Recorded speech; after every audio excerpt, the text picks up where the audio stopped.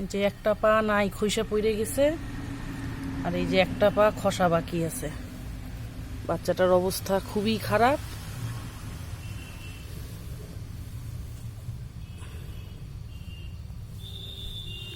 এখন ডাকলে পরেও শোনে না।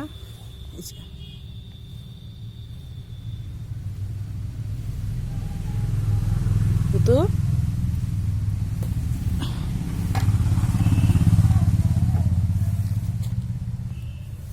তো